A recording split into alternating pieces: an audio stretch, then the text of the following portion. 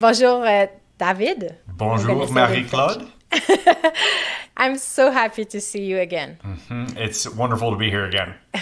Your work has changed my life. And when we talked to each other last time on the podcast about sleep, you ended up saying you were working on a book. Yeah, and I did. I keep doing that every time we meet. There's another book. Yeah. And you just said it's about tribes. Yeah. About the importance of the tribe. And I kept that in mind because it stuck in my head. And since we talked like a few years ago, and new things came into your life, you got married. You will have a baby very soon. In like 3 weeks is the due date. So she's come to term, and every day I feel the kick on her belly, and it's like, oh, this is happening. It is happening.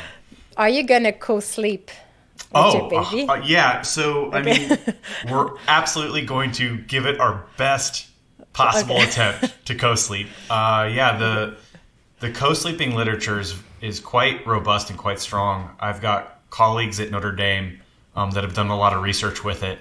And so I basically, it's a little bit of a trade-off. So you get a synchronization between the sleeping patterns of your infant and the mom. Even though there's a total reduction in sleep time, you're syncing it up. So the quality could be argued, the depth of the sleep can be argued to be a little bit stronger. And typically, because of all those cues that the mom has with the child, scent, odor, sight, warmth, thermal regulation, all these cues that if you're sleeping separately, you're not going to get at all.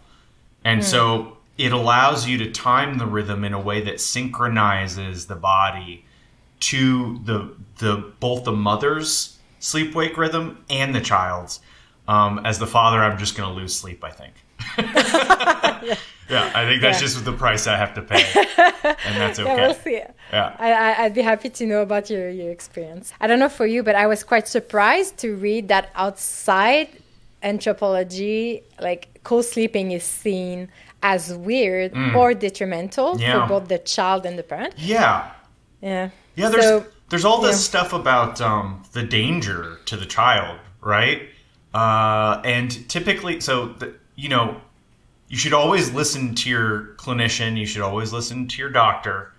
But keep in mind that, it's interesting when you juxtapose it with research that I've done with the Hadza, for example, where you ask the mom, do you co-sleep?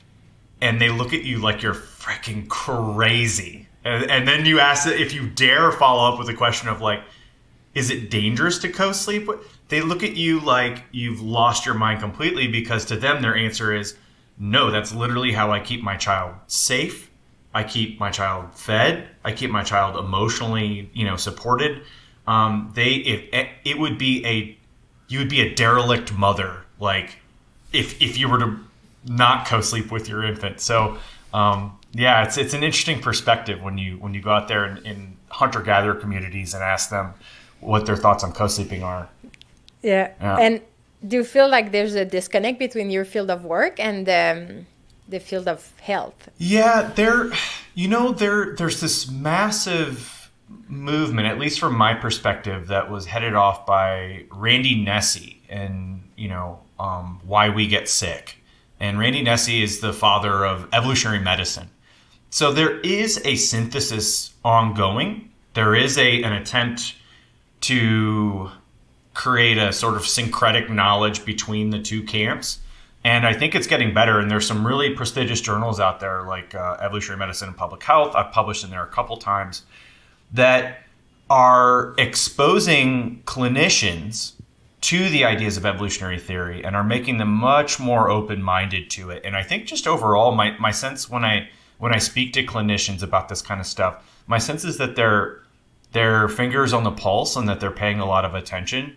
But it's just not yet totally ingrained in the educational process for a physician. So I think it's getting better, but if you talk to the average mom in North America, there's still a sense that you're kind of doing something avant-garde or risky. But I think the science is coming in and suggesting that it really is the cases by which a child is running risk. Typically, you have things like moms drinking too much, or perhaps like on drugs, and that way they're losing their responsive cue with their child. Also, sleeping on non-hard surfaces, not good, right? Because if you think about it, if you go to like a Hadza hunter-gatherer camp, the surface is a 1 centimeter thick hide or textile. So you're not going to like smother your child because you can instantly get that feedback. So a hard surface to sleep on, or harder, firm mattress suggested. But other than that, what the science is showing is that even reduction in SIDS is one of the major benefits to co-sleeping. SIDS is most likely to happen when the child is sleeping alone in a completely different room. And the argument from an evolutionary standpoint is that you don't have mom's breathing rhythm to cue in your breathing rhythm as a child, as an infant. So it's I am not a clinician, so, consult your doctor. But the evolutionary argument to me is pretty convincing. So much so that I'm going to co-sleep. We're going to co-sleep as much as we can. Yeah, because this is our first kid, so it's all an experiment. It reminds me of what I liked about discovering your work. Is at first I was searching for the sleeping arrangement, like the design of the bedroom, and I just wanted pictures of humans sleeping on the ground. Yep. And it was just a design and movement perspective. So when I read that sleeping was social, it kind of broke my world. I was not a mom yet, and I thought, I think we don't live the way we're supposed to live. And it just, for me, your research on sleep opened up like a whole new universe about anthropology and evolutionary biology, and I couldn't stop seeing our world from this point of view now. That's amazing. That's amazing. Actually, so we're getting way ahead of ourselves because this was your last cued question. But what's next on the horizon, which we can talk about later if you want. But I mean, we're doing it right now.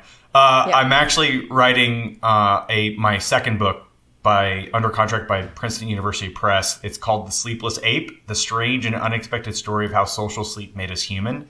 So it'll be all a deep dive into stuff like this. There'll be a whole chapter on the kinds of like co-sleeping arrangements and the sociality of sleep. So we'll have to do this again and focus specifically on that topic. Yeah, wonderful. Yeah, and you have had a child since we last met. Yes, he's now 2 years old. 2 years old. Yeah. Wow. And following your work, we are co-sleeping. That's awesome. That's awesome. And what's your experience with co-sleeping been? It's been harder than I thought. Yeah. Like I thought it would, since it's the natural thing, that it would bring some peace to our family. It was hard. Breastfeeding at night was also hard, but in the end, I wouldn't do any different. Yes. And now that he's sorry. No. I did not mean to interrupt, but the theme of it, even though it's natural, when I do it, it's hard, but still worth it. This is the theme. And we're going to come back to this all that when we talk about camp crafting. It's really hard. It's super hard work. It's deliberate. It's intentional. It's a long burn. It's not an immediate reward. But at the end of the day, would you do it again? Probably. And that's like what you just said is like the theme of the entire episode. Well, your readers and your students, because you also teach at the university, what do you tell them when they're completely overwhelmed by this mismatch and all the efforts it takes to live in a tribe? I mean, so I love to fall back on this idea of it's hard work, but it's human work. Unlike what our society has put us to task to do to make a living, to find our calories, that's the least human. I mean, human in like as a Homo sapien. That's one of the least human-like ways we can express our behavior. Sitting in front of a cubicle 9 to 5, looking at an LCD screen, not getting light, not getting sun exposure, not getting oscillation in our temperature and our environment, being isolated, socially isolated, being in, these institutionalized communities that are top down and care very little for the individual, but want the performance of the whole. That is not human work. What we're doing right now, even though it's 2 dimensions, that's human work, right? Like this, like making a human connection and then figuring out how to leverage that to optimize the likelihood of survival and reproduction. Like that is human work. So that's kind of the inspirational point I try and draw on, that it is hard work, but it's human work, and in the end, it's worth it. And when did you realize that there was such a mismatch on how we're supposed to live, between how we're supposed to live and how we live right now? Okay, so mismatch is in fact, it's probably worth defining mismatch and actually talking a little bit and expounding upon mismatch at this point, because it's going to be the core problem we're trying to overcome here in this conversation.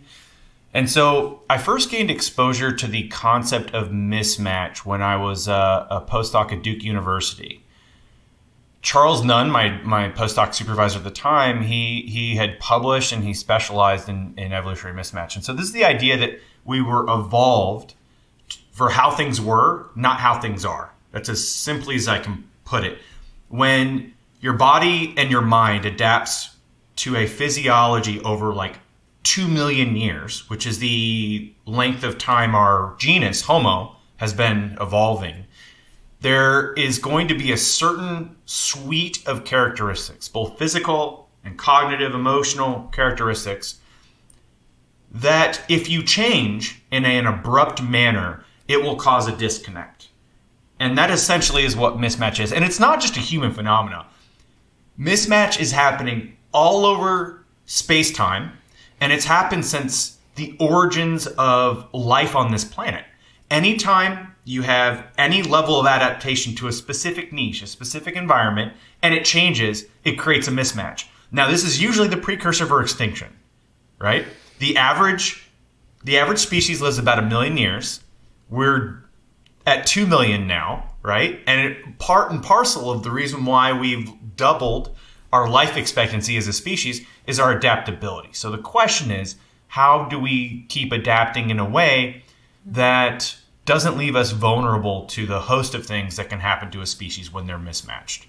Let me give a quick example. So the African jewel beetle, this is a pretty neat example. The African jewel beetle is in a current state of mismatch. So basically what's happening is the males are being hijacked. Their sexual selection signaling system is being hijacked. Males are attracted, on the females, males are attracted to these pits in their shells. And the bigger the pits, the sexier the female, right? So big pits, sexy, they love it.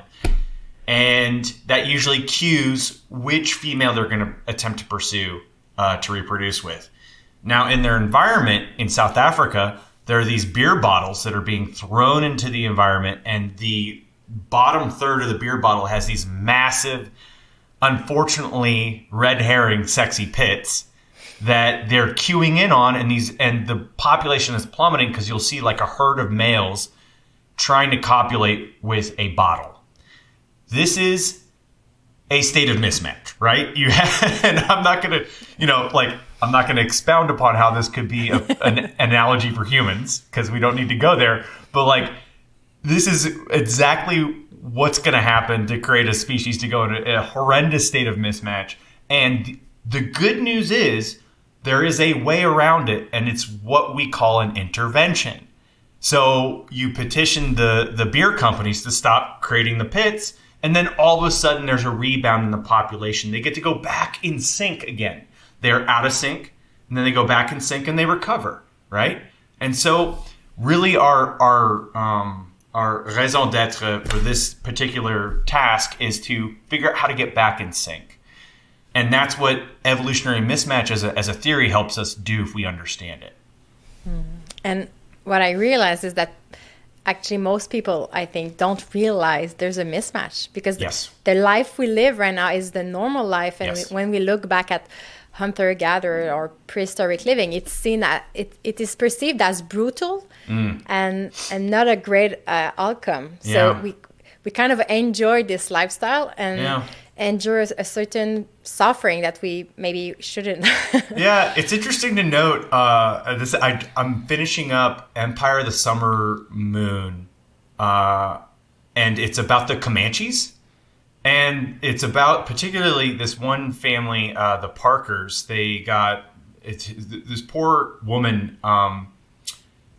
Quincy Parker, suffered two major blows in her life. At 9, there was a Comanche raid. This is in the borders of Texas in the mid-19th century.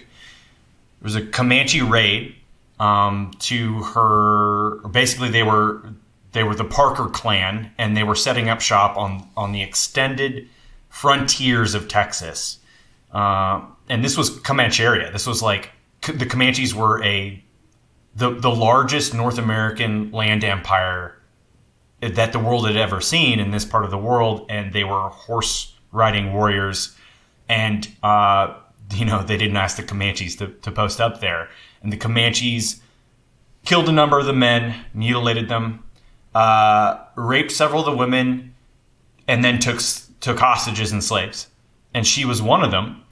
And she ended up, this was a big mystery whatever happened to her. 30 years later, the Texas Rangers went in, and they were doing reprisal attacks, and they attacked one of the bands in the camps of the Comanches deep in their territory, and she suffered another great blow because she was then basically abducted for a second time. She had married one of the chiefs in the Comanche camp, and she had 3 kids by him. I think she was one of like 2 or 3 wives. And her son ended up escaping. She ended up getting taken back to her family in East Texas.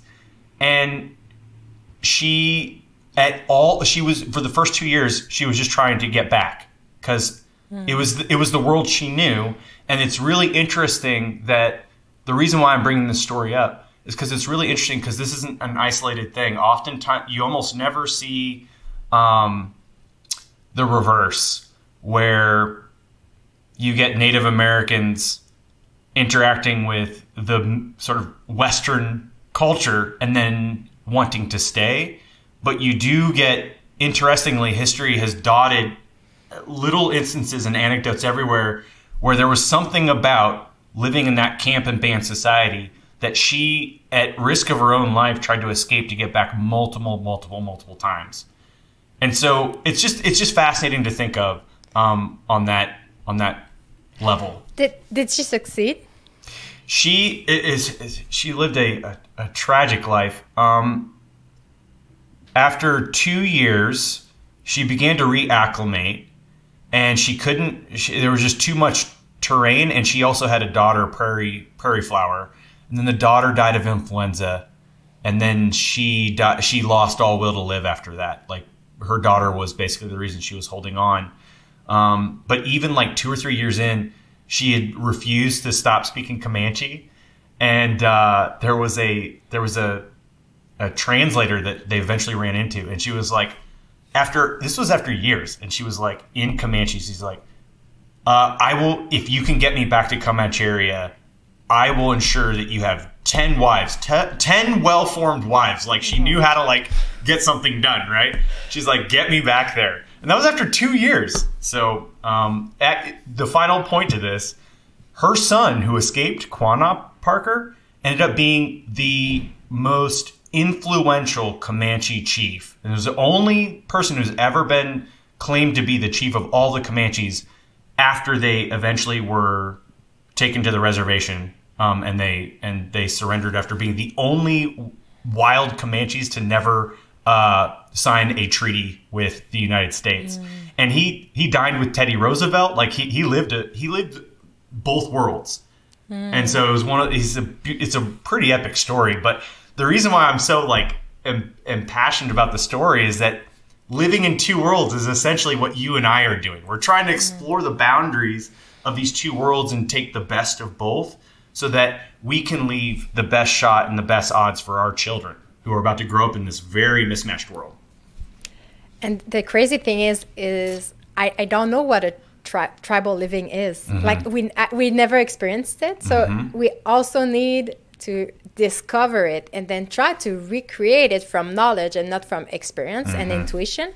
So what's tribal living? What are we supposed to live? Okay, so before it's useful to even break down the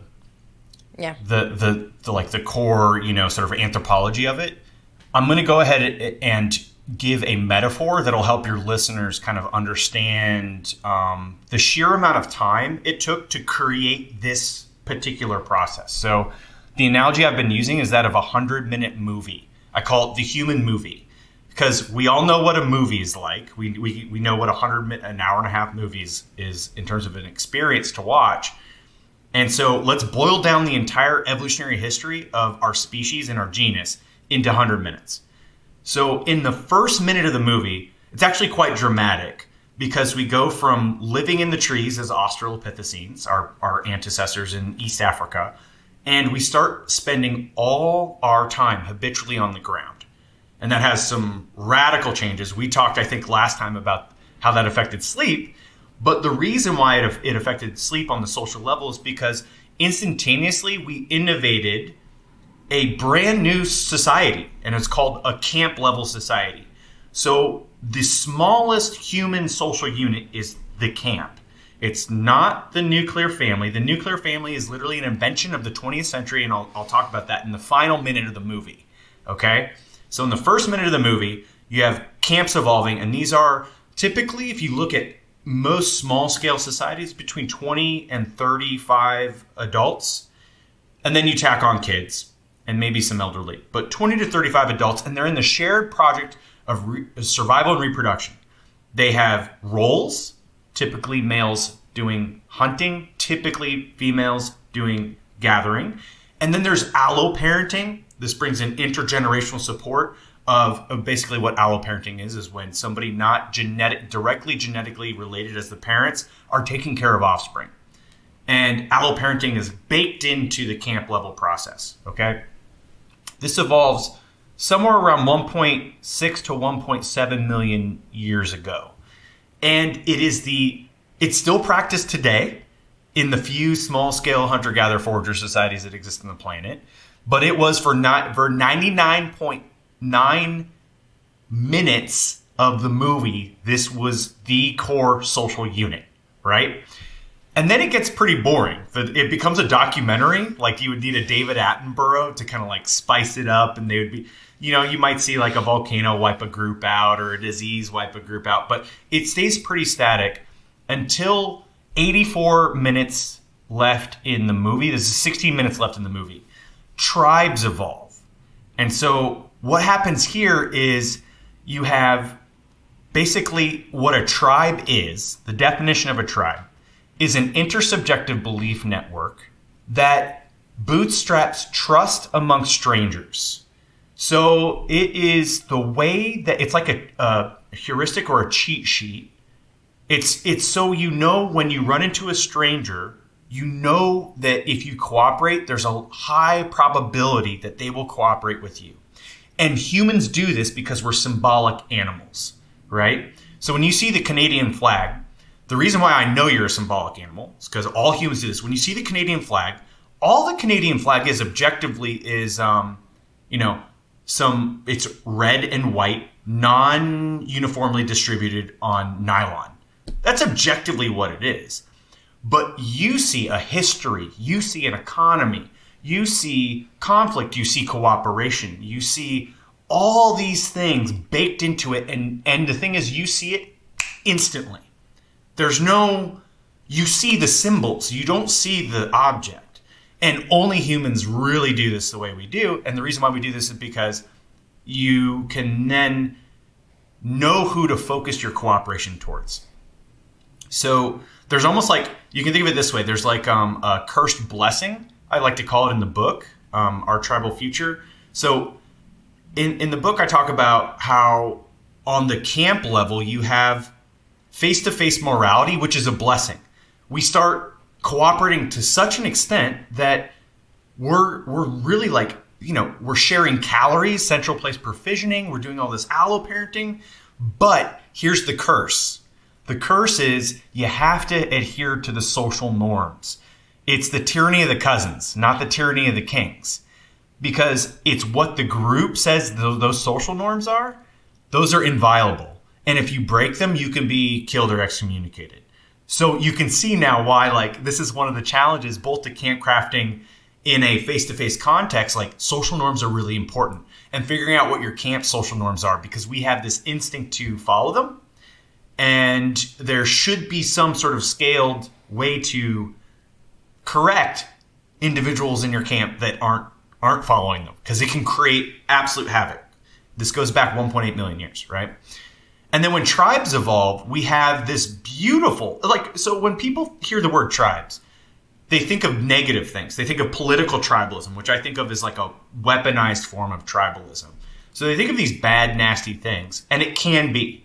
That's the curse, is once you have that circle of a group, an outgroup exists. Once you have a circle, there's people inside it, and then there's people outside it. So that's a bad thing, and that's dehumanization. But it's really noteworthy to know that it was created originally so that we could cooperate with strangers because of something called the channel capacity. Our human mind can only process so many relationships where it understands like a ledger or record of past relationships. It caps out at certain values, and we can talk about those later.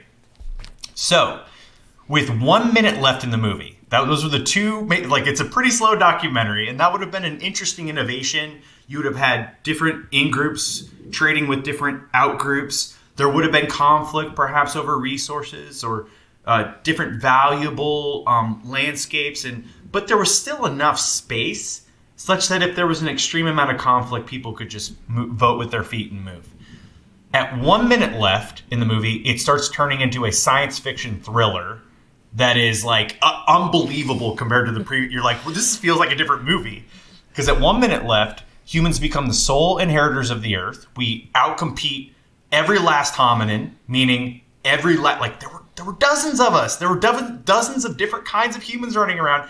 Neanderthals were the last to hang on in Western Europe, and we outcompete them with 1 minute left. The last Neanderthal, the last bits of Neanderthal remain in people that look like you and me. As Western Europeans, we probably have about 4% Neanderthal because our ancestors just outcompeted them. Then with 30 seconds left, civilization and agrarian society pops out of nowhere. Humans start manipulating the genes of other species, plants and animals, to maximize caloric storage. It's like when you domesticate an auroch into a cow, you've created a walking refrigerator of calories. And humans start creating this agrarian society, and it means we're sedentary. So this was, once we become sedentary and we're no longer nomadic, that is when the first little chinks in the armor of camp structure are thrown into disarray.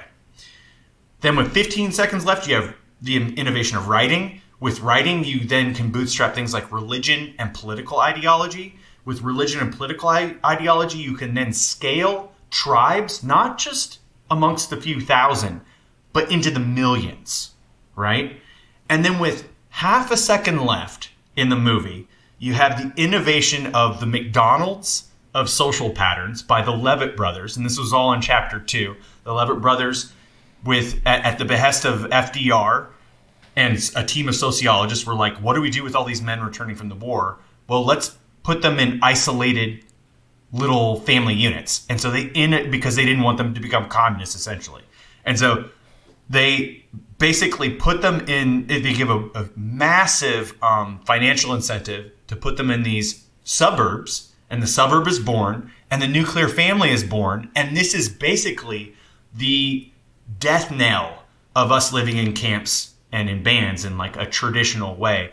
And then with a split second left, we have globalization. We have Twitter, we have, or X, we have social media, and then all the tribes of the world going online at the same time, and you wonder why, like, it's complete pandemonium. You know, it's like, let's throw all the world's tribes onto a disembodied platform and see how it shakes out in an experiment nobody signed up for, like, ethically, right?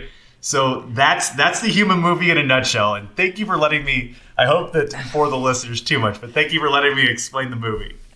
Well, actually, it's essential to describe it because we don't realize that 10,000 years ago is still very recent for our bodies and our minds. And what can we say to someone who says, well, it's just different? Is it bad? Like, it's just evolution. Like, we still keep evolving. Yeah. Yeah. And that's where the mismatch comes in, because if you don't recognize how things were and you just say, well, we'll adapt. Well, you know, I mean, we will adapt or we'll go extinct. And so we're the first species that's ever existed that we know of, that we have recorded. We're the first species that knows empirically that we can be in a state of mismatch. No, every other species that has ever existed has never had the knowledge that it's about to be completely annihilated, right? Not that humans are about to be completely annihilated, but it's no other species has had a theoretical model that helps explain not only the state of mismatch and the existential risk, but most of the things that are associated with being in a state of mismatch, they're actually related to just human wellness and well-being and suffering. And if you are in a state of mismatch, the likelihood that you're experiencing some level of suffering is probably very high.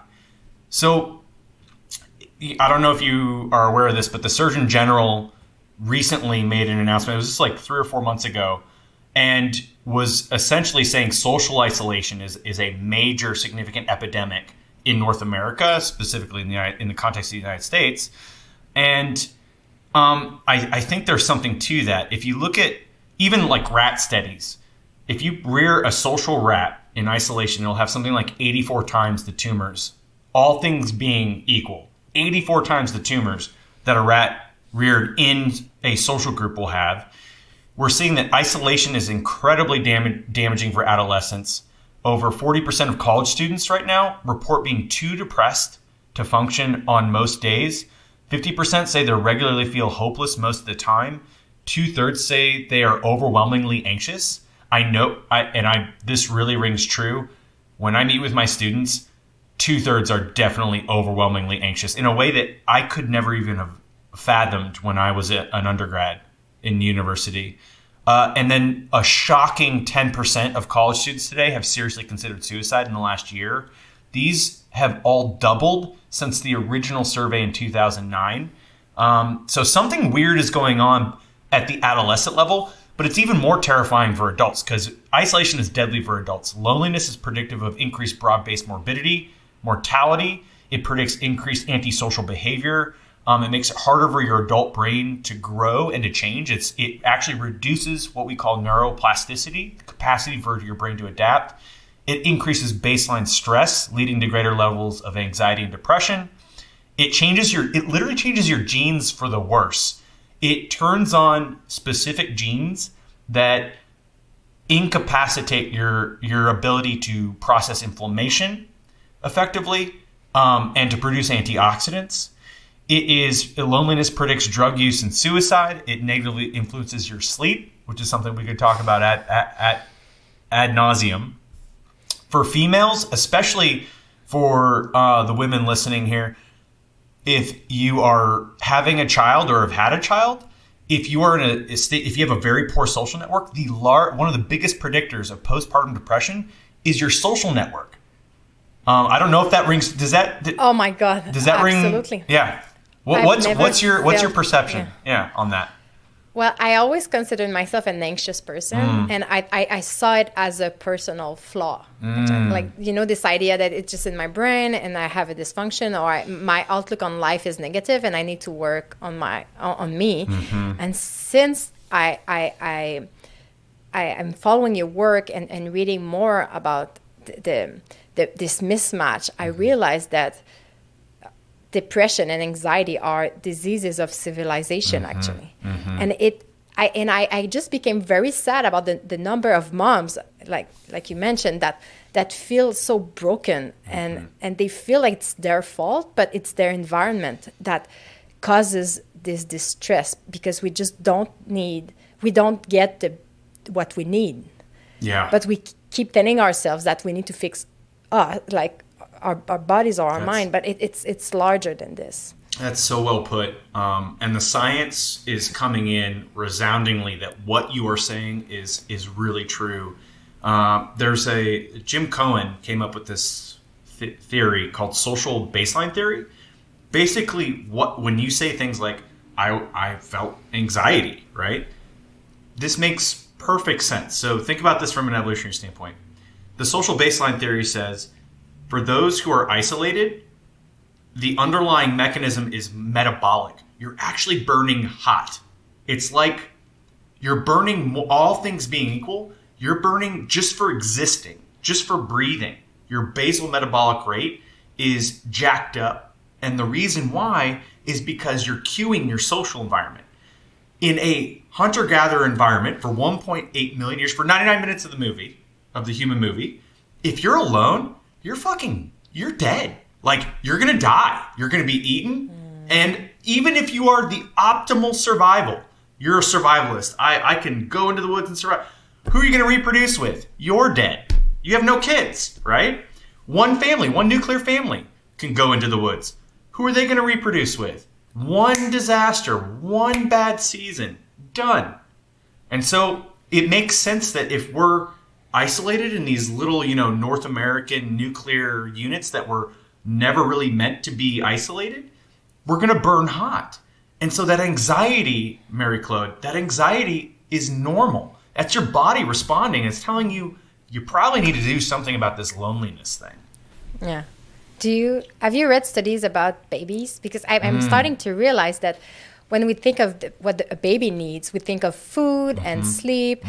And now we try to explain that physical contact and movement is a basic need. But I kind of realized that social, that having people around them might be essential. And I thought my baby was distressed because I felt lonely and he felt my stress. But now I'm starting to realize that he knows if there are people around him or not. That's interesting. And have you read about it? So I don't. What range? What time range? The effect of social isolation for babies, like the fact that they oh my God, they spend their times indoors with nobody. So that is a really fascinating research question, and I can't speak to it directly. I don't think there is as much there. It seems to me so obvious that I'd be shocked if I were to do like a lit review right now if there wasn't something.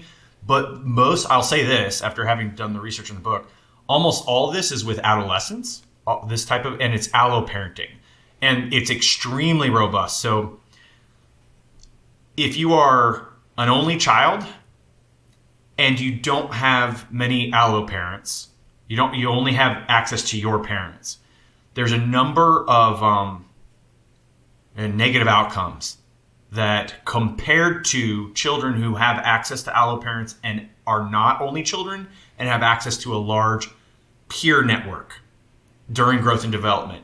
So attachment, your capacity to make attachments to other humans, much higher in the allo-parent group, much lower in the isolated only child group. Physically, your amygdalas are actually bigger. The amygdala is the part of your brain that is cued into fear.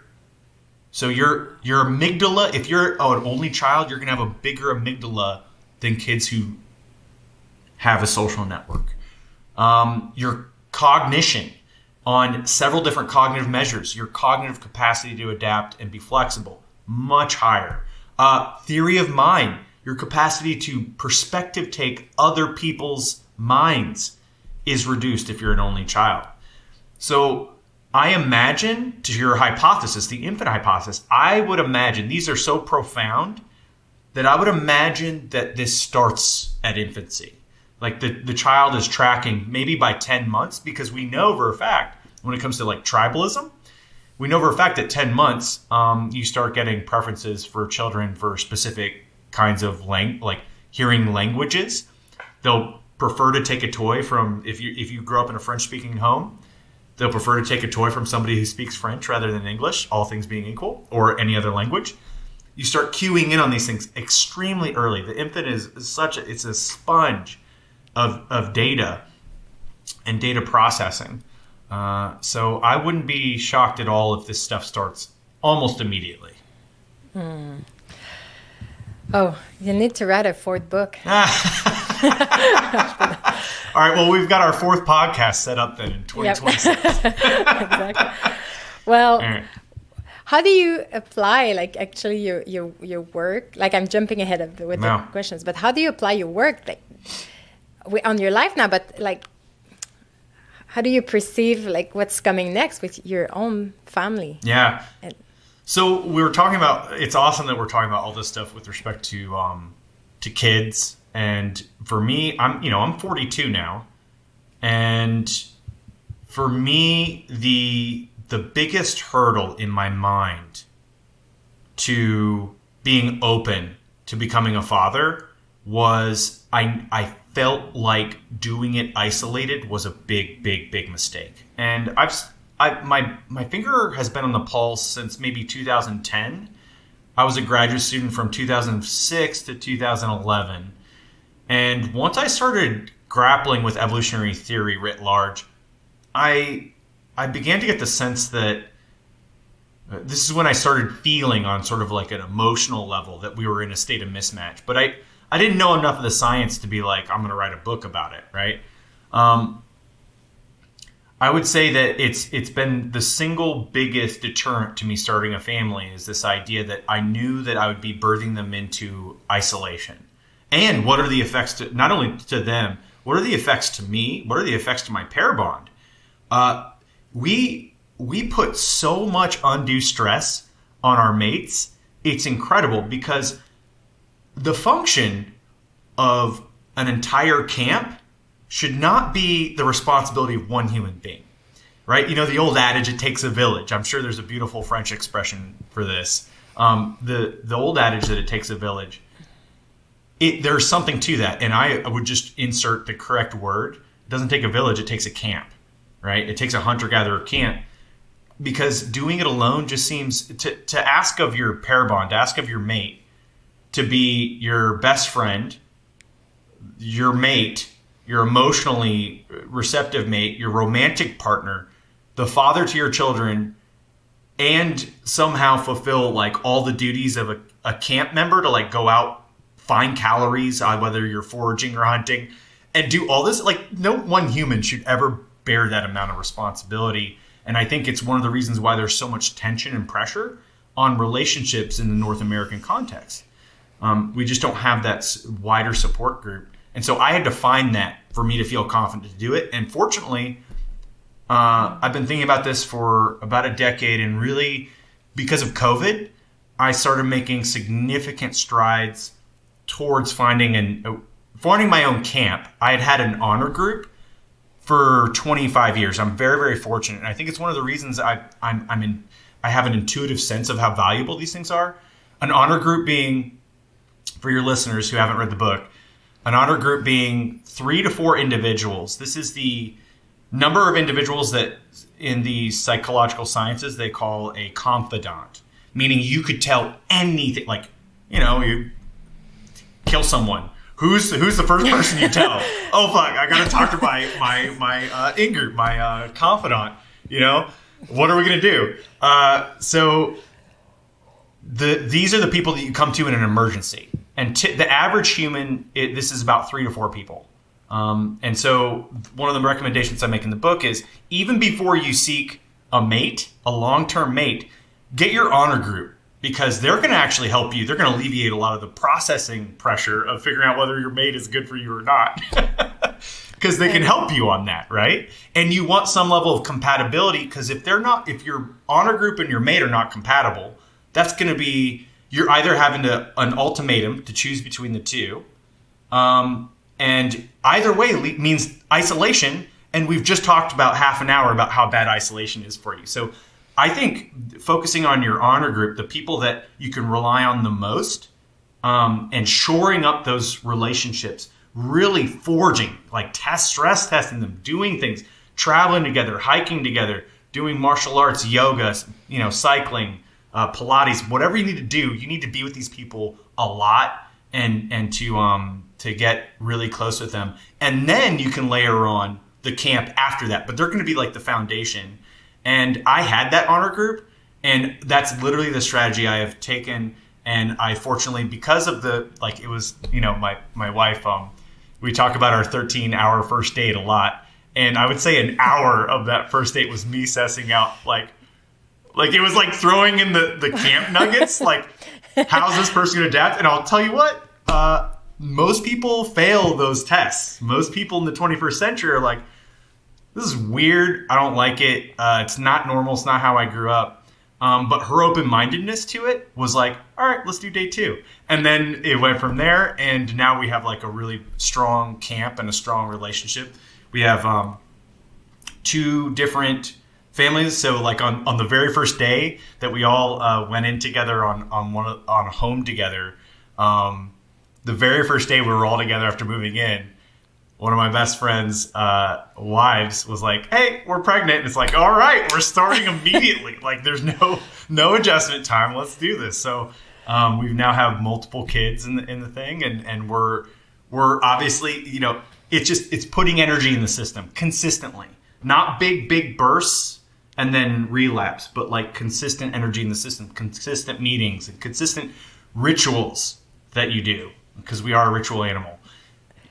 And do you, just to make sure, do you live under the same roof? So yeah, your family is under the same roof? Yeah. In one of my camps, we do. Yeah. So we got, Nancy and I have 2 different spots we go back and forth. And okay. We do live under the same roof. And we have, we live under the same roof. Although one of the families just got the house next door. So we just expanded the perimeter of the camp. Okay.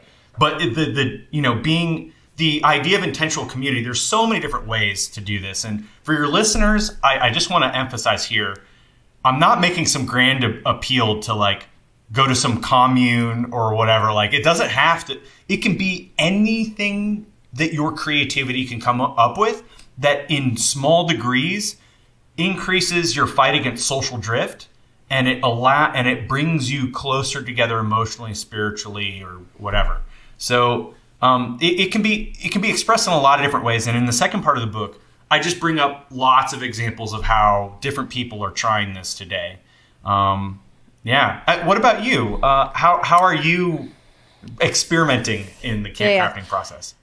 Hey, mini-pause, si cet épisode t'inspire, tu peux inspirer quelqu'un d'autre en retour, tu peux avoir un impact positif sur la vie de quelqu'un d'autre. Tout ce que tu as à faire, c'est de laisser un review pour le podcast de VIVACE. Dès maintenant, tu peux prendre ton téléphone, ouvrir ton application d'écoute et laisser un commentaire. Pas besoin de te casser la tête, écris une chose que tu as aimée de la discussion. C'est ce qui nous permet de faire rayonner des idées et c'est ce qui te permet d'aider quelqu'un en retour.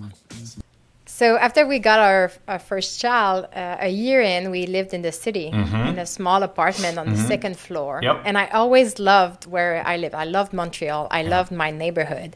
But with my son, like, I saw the world differently, and I needed more nature, and I wanted people. Wow, people my wife is literally the exact same way. Yeah.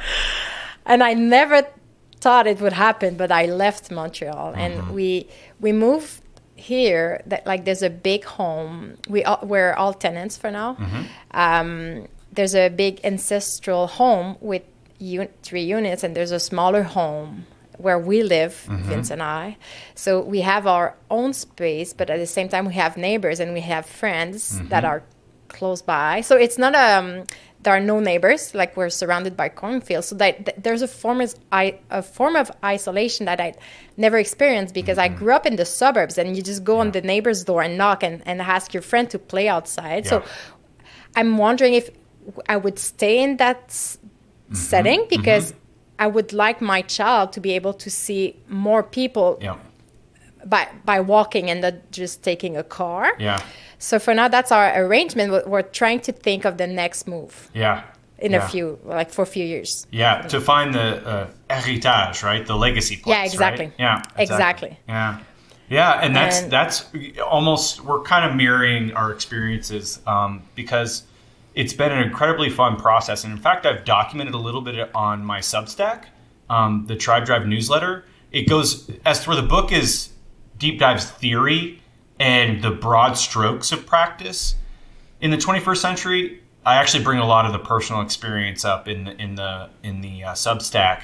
And one of the funnest projects we've done is, and it is actually a big team building process as well, but it's also, it can be very, you can have passionate differences as well, because one of the things we're trying to do is figure out where to put that legacy land. And so where is it that we want to invest like a lifetime's worth of effort and labor? And there's so many different dimensions by which to cut it up, right? You have the urban-rural gradient. You just spoke to that. You're used to Montreal, which is an urban environment. You have the cultural access, a ton of people, but versus the kinds of benefits that you get out in terms of access to land, nature, more affordable housing prices, et cetera, when you start going into the rural.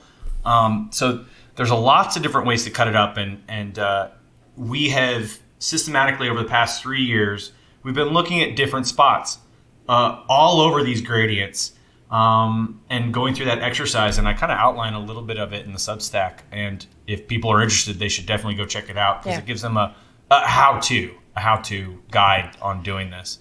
Because it's not, it's tough. It's tough to be able to figure out how to negotiate these things. Absolutely. I think what hurts people is there are trade-offs right now. Yes. Like people want nature and they want people and they want accessibility to everything. But right now I felt that I had to choose. I had to go farther from my parents and the grandparents and to be here. And I still grieve that this disconnection from my own family, but at the same time, like where we live right now, the village where we live, there's a great community with shared values, and we see that Markrell will have friends with a similar lifestyle. So the trade-offs are hard, but I'm still hopeful that since we have a few years and maybe a lifetime, like you say, in front of us to build something else, we'll be able to. Yeah. But and I don't know if you're familiar with Field of the Dreams, but that movie. But if you build it, they will come. Is sort of the that it's amazing though once you start putting brick and mortar on a spot and you start making moves and there's momentum.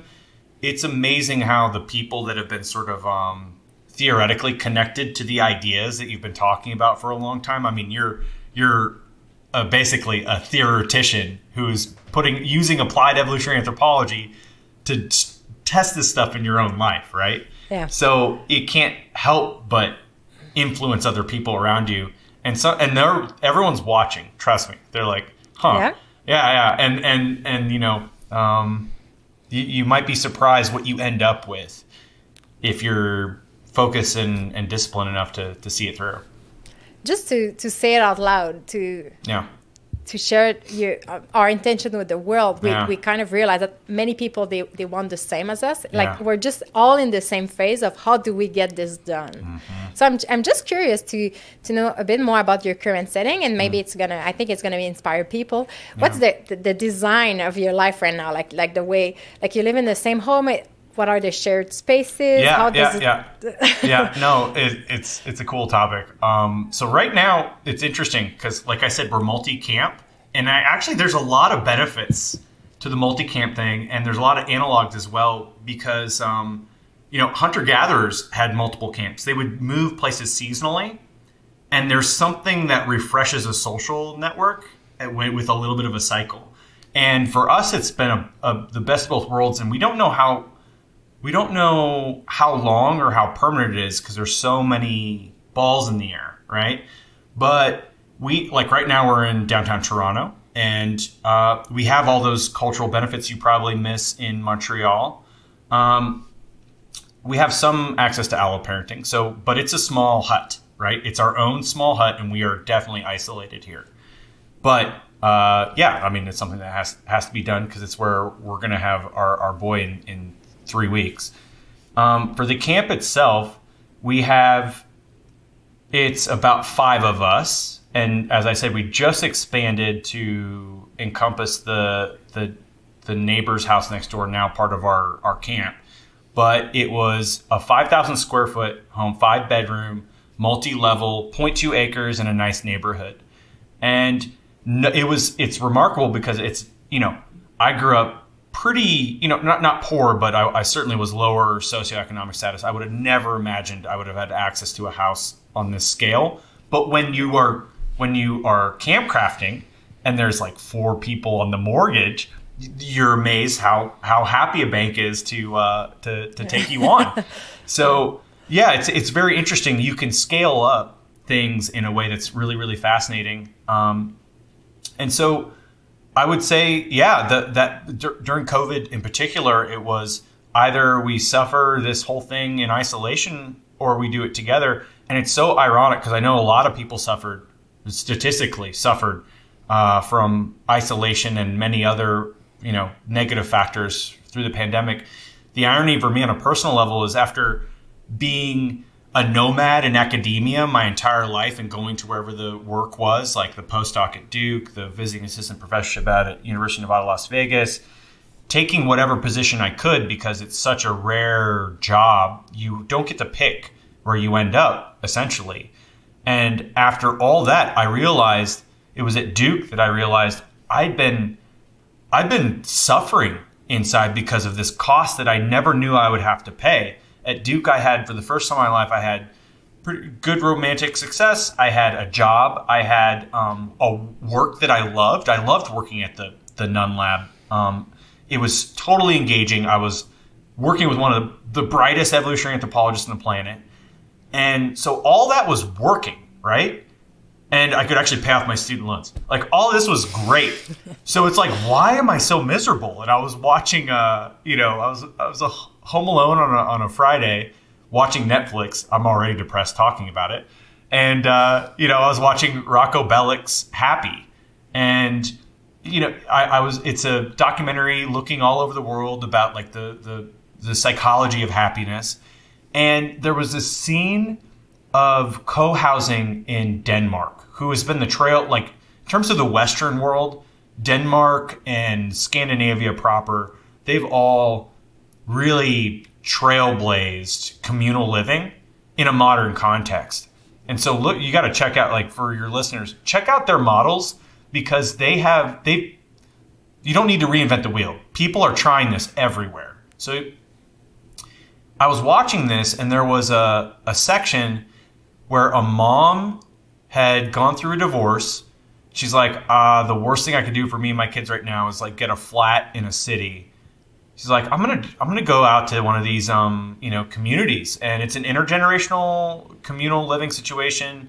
There's grandparents there, there's adults, and there's like 20, 30 kids, and it's really quite beautiful. And what got me was when they interviewed the girls.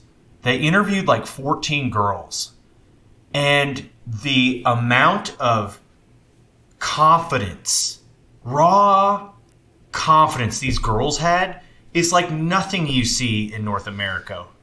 They were just effusing with, like, if anything happens, I just talk to my like not sister and we get it figured out. And you're like, girls your age in North America are like alone in a room looking at Instagram and getting, permanently damaged because their lives don't meet some sort of artificial bar instead of being socially connected with other human beings face to face. And I was like, if I have a daughter, I want my daughters to be like that.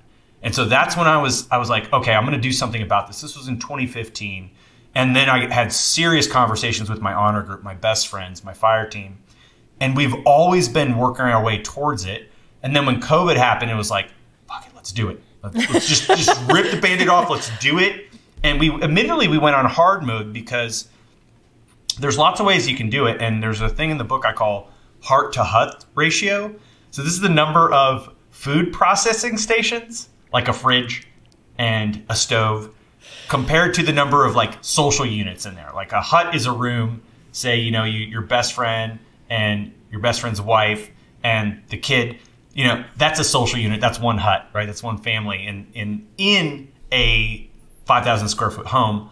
But the more heart-to-health ratio, the higher it is, the better, because that means that you have less stress in the system, and that's typically good. We were going on hard mode because we had like, you know, 3/4 different huts and one food prep, and we learned lots of lessons on how to like have meetings, create social norms, monitor agreed upon social behaviors, and you know, it is, like I said at the very beginning of this talk, it's hard human work, but I have to say this, at the end of the day, it was ironic because during the pandemic, I was more socially and spiritually fulfilled than I had been since I was like a teenager. Since I had been an adult, I felt so much social connectivity, and it was mostly passive, right? It's like doing some work and having your buddy right across, and you might just say, hey, over coffee, and then like have a good lunch. But that energy, knowing he's there, the social baseline theory, right? I'm burning less hot. My metabolism is just baseline healthier. And it was huge. And I felt this weird, ironic surge of well-being and mental health during the pandemic. Anyway, so that's a little bit of the journey. Well, we could use your example to list all the benefits of being socially connected, actually, because we listed the negative effects of social isolation. But can we explain how important it is to have people around us? Yeah, totally. So there are a number of like core reasons, and I open up the second part of the book on all these core reasons. So reason one, social connection improves your health, right? We've already, like, that's the inverse of a lot of the things that we were talking about. Reason two, social connection strengthens your romantic relationships. So there's two particular phenomena. The book called Lonely American describes these phenomena. It's called cocooning and witnesses. So just like somebody can cocoon in isolation, you can have relationships that cocoon. And when you have relationships that cocoon, what you're lacking is witnesses that observe your relationship. Because think about it, right? Think about the last time you went out with, say, another couple, or to a family dinner, or to a camp dinner. Think about the way you presented yourself as a couple and individuals versus, say, day 20 of not seeing anybody just because you guys are in the house, right? You bring the best version of yourself to those little, even small social interactions. You elevate yourself just a little bit, and it reminds your mate, oh yeah, that's the dude I fell in love with, right? Instead of the slob who hasn't changed clothes for like three days, and you're watching like your fifth hour of Netflix, and it's just like, yeah. I know you're a wonderful human, but like that's less impressive. So there's this cocooning factor, and then there's the disproportionate amount of how do you say this delicately? When you only have that one person in your life that has that disproportionate, like that's fulfilling all the roles of a camp, you overestimate the value they have if you lose them. So you're constantly in a fear state, because if you lose that one person, you're losing like 95% of your entire social network. So no wonder people go ballistic when they lose a relationship, because they've put so many of their eggs in one basket. You have, and it's not that that's not an important relationship. I'm not trying to de-emphasize the importance of a pair bond, but it's like balance, right? It's like, this is just one human, and there are other humans, and you should just consider it in the greater context of. So it's good for being in a camp, is also good for your relationship. And then there's alloparenting. Social connection improves child development. Chimpanzee mothers, they're single moms. They have to work 24/7 without any help from any allo parents to raise their kids. And certainly they don't get any help from the males, right? This is like the males are off doing their thing. Humans are unique in that we evolved in this camp context, and alloparenting is a human unique trait out of the primates. It's the scale that we do it. And if you don't have access to allo parents, either friends, family, or grandparents that can really, like, genuinely and authentically chip in ways where it's not a burden, you don't owe them anything, it's a passive, right? Like, again, it's this focus on when you're camp crafting, it's all passive. It's this was actually, I want to hear your perspective on this, because I know with Nancy, my wife, you know, she didn't grow up in a camp, right? So one of the big things that was an attractant for her was this concept of allo parenting. Because the biggest fear I'm getting the sense that one of the biggest fears for women who aren't mothers yet is this: it's going to change my life forever. I'm not going to be able to do X, Y, Z, and I love doing these things. And yes, that's true if you're the sole, you know, mother in this child's life.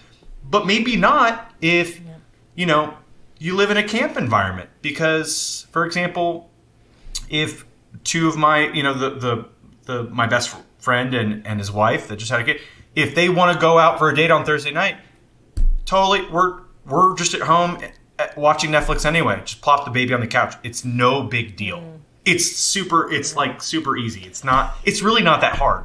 And they go out and it's totally fine. They don't have to find a babysitter. They don't do any of this crap. So I want to hear your experience about that. Has there been any? Yeah. That's our dream. Yeah. That's our dream. That's the dream. Get this. Yeah. We're not there yet. Yeah. Well, for husbands out there who are trying to sell their wives on camp crafting, allo parenting is definitely the chink in the armor. Go for it. Yeah. Well, I grew up with my grandparents in front of our home, and it's the street where my dad grew up. Mm-hmm. So we had this attachment to where we lived, and we knew everyone on the street. And for me, when I imagine having a child, I imagined this life for him. Mm-hmm. So it was a shock to realize how lonely we were and how complicated it was to get help, because we didn't have like those natural relationships where people could just take the baby for a while. We had to call our parents to drive to our apartment and come and schedule stuff, or we had to pay for a babysitter, and we don't know them, right? It's all about trust. As soon as and I don't mean to interrupt, as soon as you have a call or a schedule, it's not camp crafting. Exactly. If you can't literally, you know, yell to the end of the street and have that person know that you're in trouble, it's not camp crafting. And it doesn't mean you have to be on top. Like, you don't have to be living in the same place. But there has to be an ease, a fluidity by which you can connect. Well, there's a TV show in Quebec that was called La Petite Vie. The Small Life. Like, the Small Life. Yeah.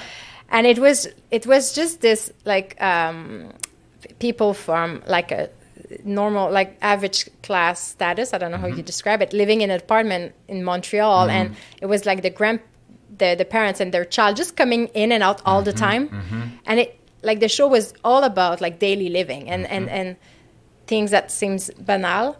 But now Vince and I, we say that's our dream. Like the small life, this so simple, those simple interactions. Yes. And actually piggybacking that. So, you know, people think camp crafting, like you're going off into the wilderness in your homesteading or something. No, not necessarily. There's lots of examples of camp crafting in an urban context. For example, the Truaxes and the Dailies, they live in Toronto. Over COVID, they all go to the same church. So they had a tribal intersubjective belief network bootstrapping their cooperation already. They have a similar view on the world. And they became pandemic buddies. And they were like, wow, we love this so much. And Toronto's mortgage prices are, you know, some of the largest and biggest in North America. Certainly, I think the second in Canada, next to BC. And they're like, what if we try, you know, buying our own home in one of these neighborhoods? And so they went in on one together, and one family has the top and the other family has the bottom, and they blog about it, and they're talking about their experiences. It also got me thinking, when you think about how we, you know, even something as simple as living in the same apartment complex. That's camp crafting. That's walking down the steps and then knocking on the door, or not knocking on the door if you have a key, right? Like that is camp crafting. It's this intentional proximity. That's all it is. Yeah. And all the passive benefits that come with it. And what I loved about your book is I had this idea that I had to build the village. I had to build the camp from scratch. But the way you value friendship was mind-blowing to me, because I realized it was a type of relationship that I didn't value enough. And with the very concrete questions you were asking, I realized I had friends, but this level of proximity, I wanted to nourish that in my life. Okay. How's it going? Do you have a blood sister in there? Well, I'm lucky that I have, we are 4 children in my home, and I'm very close to one of my sisters, but I kind of realized that I could increase the proximity I have with other people, and you kind of show very concrete ways of doing it. And from what I hear and what we see in your book, you seem to have very strong friendships. Yes. So could you just give us a few tips of how have you been able to create those very strong bonds with other people? Yeah. So cohesion is the word I use a lot in the book. And this is actually a scientific definition of cohesion in the social sciences. It's basically just the affinity and trust that people have for the group, and the belief that in the end goals of the group. So anything, like, you can actually turn things up on a dial to increase cohesion. Identity is crucial, a shared identity. So I talk about in the book, and I talk about in the blog, and I know from my personal life, we have, so these friendships from my, my honor group, many of these friendships span since the moment I landed in the United States, going back since I was 12. And we didn't know it at the time. This is totally organic. We didn't know it at the time, but what we were doing was we were creating a sodality. A sodality is essentially a kind of social club, but it uses specifically identity and typically the currency of secrecy to leverage in-group identity and trust and solidarity. So, like a secret society, right? Like the Masons, you can think of a classic modern example of a secret society. We know from, I'm not a Mason myself. I have friends who are Masons. And I've read a lot about the Masons. It's interesting because the secret itself is just the secret. And what do I mean by that? The secret is the secret. The secret is the fact that you're using secrets and you're sharing them at specific times so that it's like a trust test. They're usually typically not, a lot of people think of them as nefarious. It's a tool, right? And the original reason these groups coalesced, and in small-scale hunter-gatherers, there are almost always female sodalities and male sodalities. Typically, around the time of maturation, to becoming a man, becoming a woman, you get initiated into these groups. We've completely thrown this stuff out of the window. We don't do this anymore, and I think it's basically robbing our opportunity to go from an adolescent into an identity group that is something that can be supportive of the group and the community as a whole. And it's why people look for toxic identities out there. If you don't have your own identity and you're not born into a pro-social identity, you're going to find something bad. Or you can be vulnerable to that because a lot of times we're attracted to that kind of thing. So I was naturally getting this, we were naturally creating this sodality. We had nicknames, secret handshakes, the whole 9 yards. And to the point where there's like 20 of us now, we meet once a year. And no matter, all over the world, it's international at this point because so many of us have worked all over the world. And so from this, scaffolding of this sodality, there are just a handful of people that are that pass all the questions I pose in the book. Are they there for you in an emergency? Can you tell them anything and they will not judge you? When you succeed, can you tell that they are genuinely happy for you and not jealous, right? Do they experience your success as though they were succeeding? Those are 3 really good classic questions for your listeners, by the way, of what a friend is. If you don't have somebody that can do those things, You need to drop whatever you're doing right now. I don't care what it is, and start thinking explicitly about how you're going to find that person or people and develop those relationships, because that's your lifeblood. And in a Paleolithic context, it's literally it's the difference between life and death. So that's something that I've been explicit about, and shared identity. So and ritual to augment that identity. And rituals can be as simple as a Thursday night poker game, or a weekly video game, or cycling, Pilates, whatever. It can be as simple as that, to as grand as when your child reaches a certain age, you as a community come in and give them a high-level ritual imbued with symbolic meaning about what it means to be part of this camp, right? Mm. And that's such a gift. I wish I had that growing up. I think about that a lot. But it's such a gift, and I want to give that to my kids because of how awesome it affected my life. And then the other component of that is purpose. Because you have all those other elements, you then don't suffer what a lot of people suffer from, which is a lack of meaning and purpose. You know, just going through the 24/7 daily grind of life, and at the end of it, you're like, what did I do any of that for? I mean, we're a social species. We're eusocial. We evolved to be in large social networks, face-to-face social networks. That's where you're going to derive most of your meaning and purpose. Yeah. And what you're explaining right now, I loved it so much. I shared it with our clan. We have a virtual clan that we started with our project, Vince and I. Mm-hmm. And the goal was to meet people online so they don't feel as lonely, because most people in our audience feel like outliers or black sheep in their own network. Yep.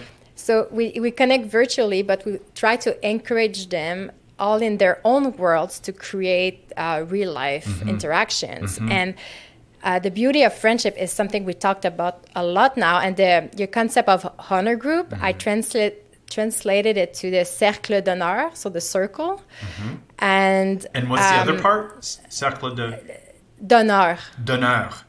So the honor group. Oh, an honor circle. Love it. Yeah, honor circle. Yeah, I love it. I love it. That's awesome.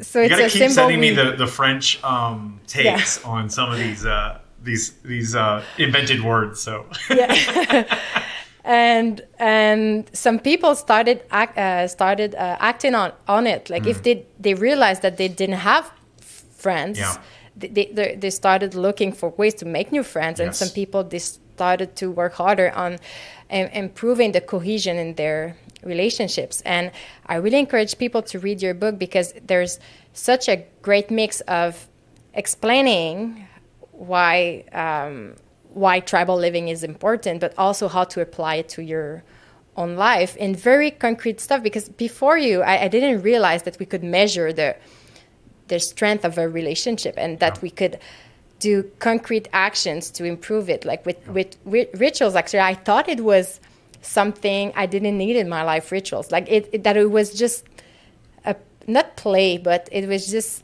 superflu. Like it's superficial. Yeah. And it's the opposite. It's actually foundational. It's actually, I firmly believe, after being ensconced in science and living a life adhering to it, I firmly believe it's like the foundation of a life well lived. I honestly, I don't know what I would do. I know I would be pretty miserable, because that was essentially what the lesson was when I was at Duke. Even though I had all the extrinsic values checked, food, check, meaning and work, check, all that stuff. I was missing my intrinsic values. Like, what are the values I care about, and what are the people that I care about? And I was, I'm not prone to depression at all, but I was close. I was really, really close. And since I've been living a life of more intentional community, I lack none of those things. So, and I give an example in the blog, and I liken you've got options to like test your own social health and this is all just from the psychology. I'm not making this stuff up. I'm just presenting in an easy digest way for you to test your own social health in the way that you would go to a doctor and get your blood pressure checked, right? Like that's what we need. We just need metrics for these things. And so you can go through, quiz yourself.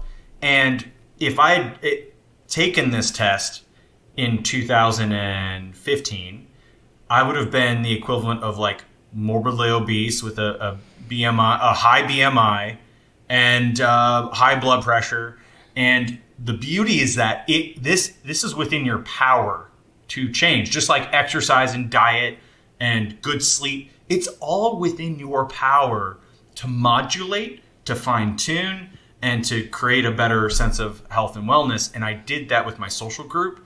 And now it's like the equivalent of going from somebody who's like in really bad shape to kind of like I can now run an Olympics, right? Like I'm an Olympian in that sense. And you can do it. Anybody can do it, but it will take the amount of, I shouldn't say the amount, being in the Olympics is probably pretty hard. So maybe running a marathon, right? We'll put it more realistic. But anybody can go from a couch potato to running a marathon. But you have to be intentional about it. And you have to work at it. And it requires discipline.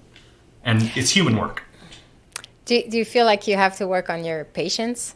I realize that building relationships and deep relationships is not instant. No. And we're used to have everything instantaneously. Yeah. Do you feel like that you kind of discover a new rhythm to life? Yes. Yeah. So one helpful framework is thinking about it from, instead of like thinking about it like black and white and binary of somebody is either in or out or whatever, like you like somebody or you don't. The framework I found very, very helpful is a Bayesian framework. So it thinks about things in probability distributions. And so, you know, the classic of judging the book by its cover. We don't want to make that mistake, because I've had instances in my life where I've been really impressed by somebody at first meeting. And then over time, you realize the full breadth and you're like, okay, maybe we're not compatible in a relationship of some kind. And then I've also had the opposite, where the first passes were abrasive and my first assumptions needed absolute updating with more data. And the more data I got, the more profoundly astounded I was at how like important this person was to my sense of well-being. And so being Bayesian is a really good way of thinking about it. You know, like constantly updating our priors, so that, because ultimately what we're trying to do is we're trying to predict the future. And with every relationship, you're trying to predict the future. And you get to the point where your honor group is where it's like, you kind of know their next breath, their next statement, their next thought, which is great. But then you have to have like everybody else. And so you're constantly updating your priors to make better predictions about the world. And that's a really helpful way, I think, to think about it. What I hear is that we shouldn't hurry too much in relationships, because there's a lot to discover about the other person. Humans are so complicated. And in the words of Gandalf from The Lord of the Rings, even the wisest cannot see all ends. Like, you never know. It might be the person that you're very unsure of, that 5 years later is like helping to take care of your child. You know, like you never know. And being open-minded and being patient, I think, to your point, is super valuable. I need to work on that. We all do. Well, to see it in a multi-year project, and even generations ahead of us, like Vince, my husband, when we feel discouraged, he tries to see his grandchildren benefit from our efforts. We kind of came to the conclusion that we might not live the alloparenting we want with our child very soon. We still hope and we still work on it, but it kind of calms me to know that the benefits will come just maybe later and differently, and maybe not for us immediately. Yeah. No, that's the kind of vision that really really separates the wheat from the chaff, for sure. I mean, that is some long-term vision, and I have a great admiration for people who can think of it that way. And I do think it is the right way to think about it. Oh, thanks. Yeah. I felt like a weirdo for seeing ahead of all the time, because people when you focus on short-term gain, I do come across as crazy because yeah. No, I totally agree. One thing that helps, I think, and this actually helped too when I was chatting with Nancy about this, is think about reverse engineering, right? Because we always think about the next step, but think about on your deathbed. What does that look like when you are having your last breaths of consciousness? What does that moment look like? Who's around you? Where are you situated in your environment? You know, are you in a cold ER room with nobody around you? Or are you on your ancestral héritage land? You know, like, are you there surrounded by other people? And then if it's something different or something in between, figure out what that is. And then it's so simple, because once you have that high resolution image stuck in your brain, all of a sudden the hard questions to answer in the moment are actually quite easy, because you go, does it get me closer or farther away from that vision? And then all of a sudden it's a simple if-then statement. Like, does this decision now, I know it's really hard, but does it get me closer to that high-res image? And if it gets you closer, go run towards it. Thank you for that wisdom. There we go. And we could end on talking about your baby that's coming. Yeah. Do you have a set of rituals that you already know you're going to do to welcome your baby into this world? Yeah, absolutely. So there's a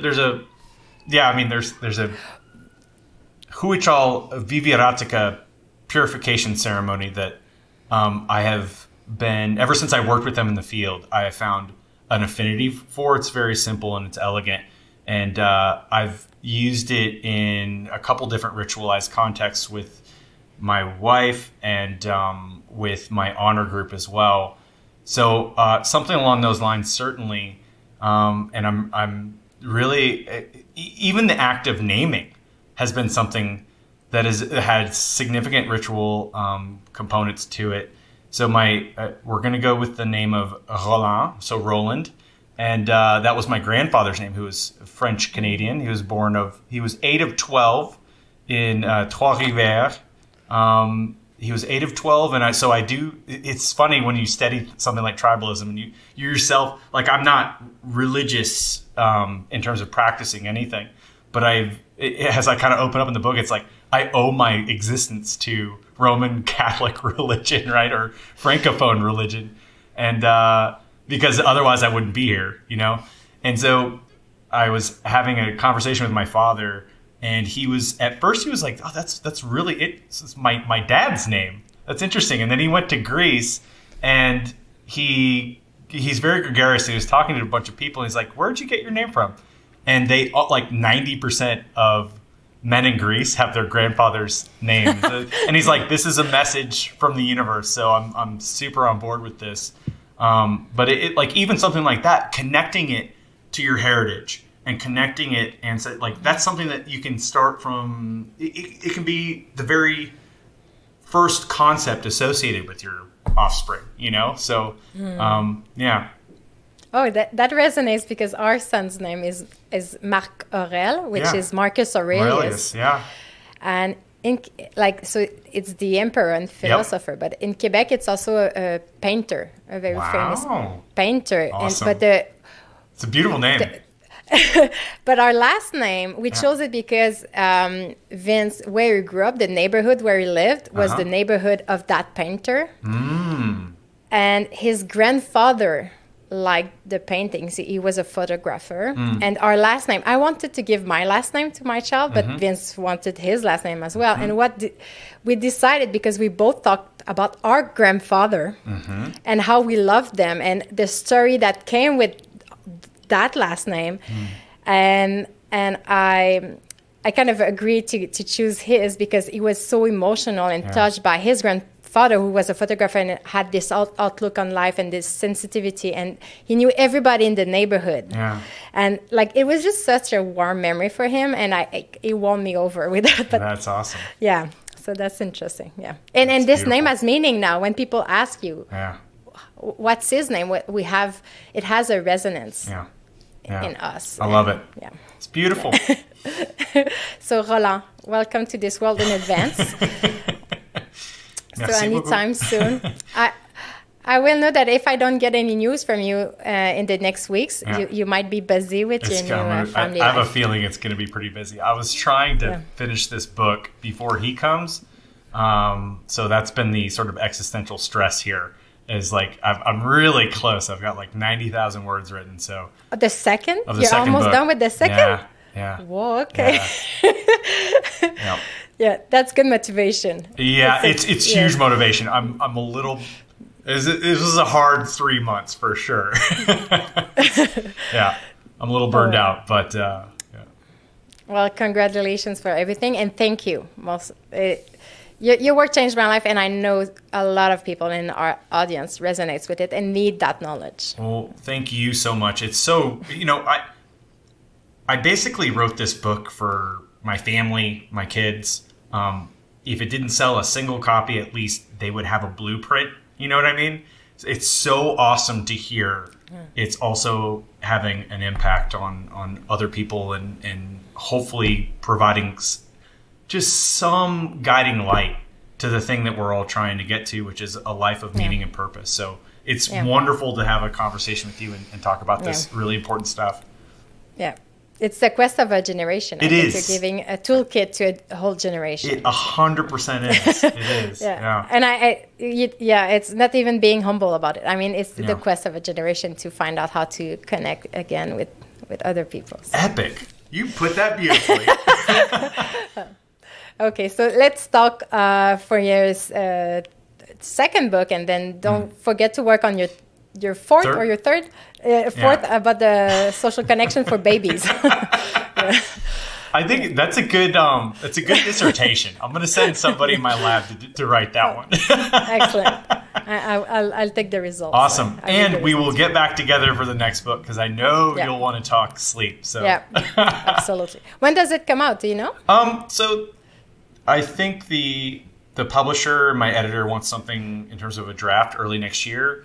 And so if it's really fast, then it might be something like late 2024, but I imagine it'll look something more like early 2025. Okay. So, yeah. Perfect. I have to finish it first. Yeah. Which I don't know. I mean, Roland could be here tomorrow, so that would rudely interrupt that, I think. Well, we'll stay tuned for sure. Yeah. Awesome. Thank you so much. Merci beaucoup. Merci d'avoir été avec nous cette semaine au studio VIVACE en compagnie d'Elisabeth Dufresne. Et merci à tous les membres du clan VIVACE. Grâce à votre soutien, on peut offrir du contenu gratuit comme ça chaque semaine. Ça soutient la quête de VIVACE et ça permet de faire rayonner, de pousser les idées encore plus loin. Les membres du clan VIVACE ont aussi accès à du contenu exclusif. Chaque mois, on se rencontre pour un ralliement en direct et on échange sur des thèmes qui ont toujours rapport à comment se créer un mode de vie plus vivace. Le clan finance aussi le projet sur lequel on travaille en ce moment. On veut créer une application privée, un espace d'échange pour parler de pratiques alternatives, jugées alternatives, en dehors des médias sociaux conventionnels. Si ça te parle, va à vivace.maison/joindre le clan et abonne-toi. C'est 7 $ par mois, ça donne accès à plein d'autres bonus. Bref, on se voit dans le clan.